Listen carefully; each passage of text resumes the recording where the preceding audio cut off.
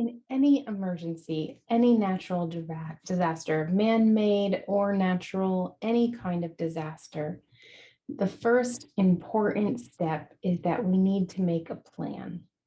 Making a plan, by that I mean putting down on paper the things that need to be done, and that becomes your contact information for family members, close friends, and if there's an emergency that impacts your area, that would be useful.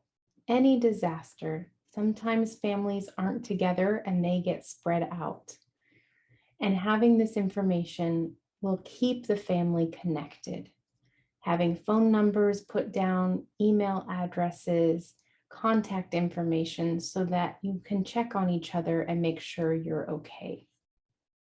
There's 3 steps to making a plan.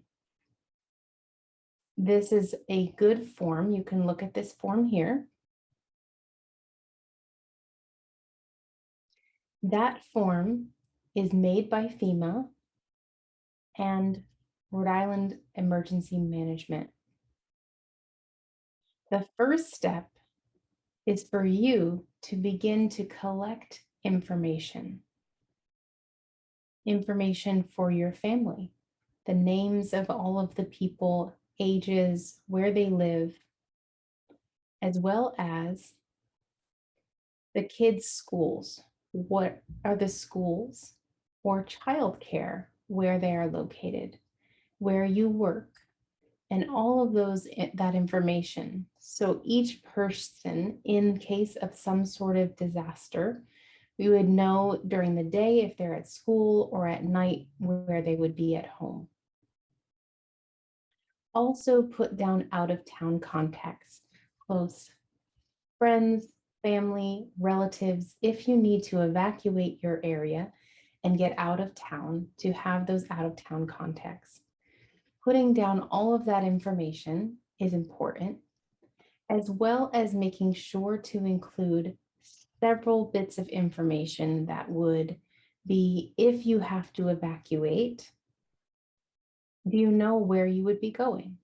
Put that information down. So during a disaster, you don't have time to pull up your computer and research it and find it. Do it now. And in your emergency kit, put down the information of where you need to evacuate. Also, put down any shelters you would need to know. If you've already downloaded the emergency warning apps, then put those down. What kind of apps would you be downloading or have already downloaded? So all of the information is in one location on paper. Storing it in a phone is not always the best, because sometimes they can get lost or destroyed, or loss of power, batteries die. On paper, it doesn't need to be charged. So an old-fashioned way, sometimes I would encourage you to have this information on paper. After that, the second step that you would want is to make sure that you share the information. Make copies, share it to the kids, 10, 11 years old, share it with them, share it with other people, so that during an emergency, a disaster, you would know where everyone should be. I'm not saying 25, 30 people, maybe up to 12 people, depending on your family. If you have a large family, that's understandable, but try to keep it as small as possible so that everyone has a copy of that and everyone has read it and knows what would happen in an emergency. Also, I would encourage you to practice that. Take a time where you can all agree to practice. In case of an emergency, what would we do? The first thing, you would want to make sure you call people and let them know an emergency is happening in this location. Please meet me at this particular meeting point, or I'm okay, I'm going to the library, you don't have to meet me here. Various types of messages that you would want to share. Also, knowing where the evacuation route or shelters would be. Sometimes there's temporary locations in an emergency.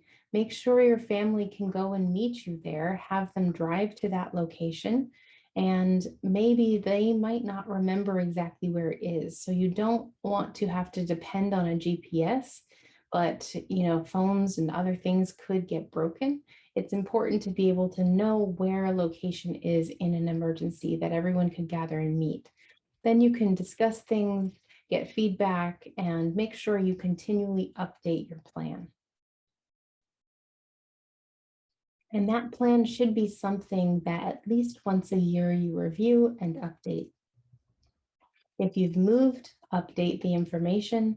If other family members have moved, information has changed, keep it up to date.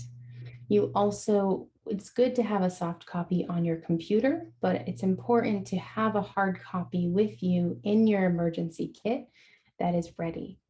And other important papers, birth certificates, social security cards, vaccination cards, and other things in that category would be included in your family emergency plan.